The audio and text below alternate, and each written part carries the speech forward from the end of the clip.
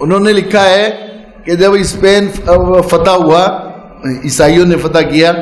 تو جو ہے وہاں وہ رانی تھی، وہ سب سے پہلے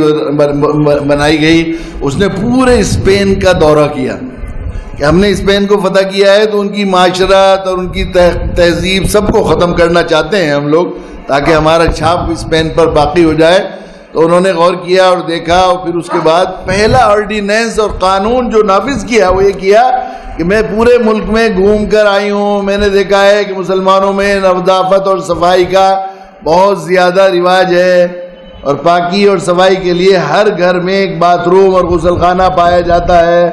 اور چونکہ یہ صفائی اور پاکی اور یہ پاکیزگی یہ مسلمانوں کی تہذیب کا حصہ ہے، اس لیے ہم اس کو مٹانا ہے، اس لیے ہر گھر سے کسی گھر میں اسپین میں غسل خانہ باقی نہیں رہنا چاہیے، سب سے پہلے نہانے کا سسٹم، صفائی کا نظام ہی گھروں سے ختم کیا جائے۔ سب سے پہلا آرڈر یہ جاری کیا تھا، ڈاکٹر ڈریپر نے لکھا ہے۔ بینجامن کر کے وہاں اور تھے جو ہے پوپ، جو امام حرم کہیے ان کے پوپ ہوتے نا، ابھی ان کے بھی بینجامن تھے، ان کے بارے میں ہوتا ہے کہ وہ انہوں نے لکھا ہے کہ جب وہ اپنی کلیسا سے اپنے فالوورز، اپنے عقیدت مندوں میں خطاب کے لیے آئے کرتے تھے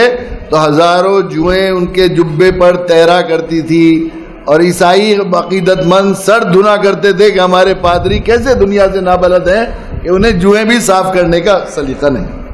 انہوں نے لکھا ہے کوئی عیسائی یہودی جب اسلامی ملکوں میں جاسوسی کے لیے بھیجا جاتا تھا تو اس کو یہ ہدایت دی جاتی تھی کہ چند دھلے ہوئے صاف ستھرے کپڑے لے کر وہاں جائے، اور کپڑے میلے نہ ہونے پائیں، کہیں میلے کپڑے دیکھ کر